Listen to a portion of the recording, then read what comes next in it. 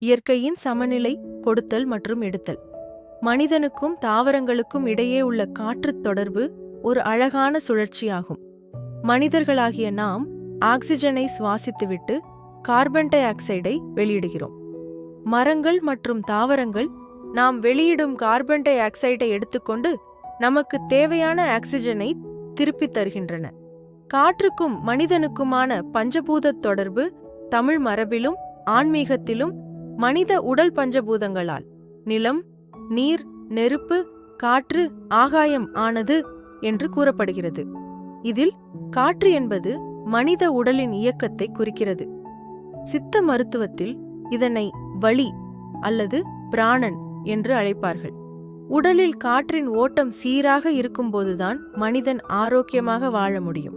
இதன் தொடர்ச்சி இனி வரும் பதிவுகளில் காண்போம். குரு வாழ்க, குருவே துணை. நன்றிகள்.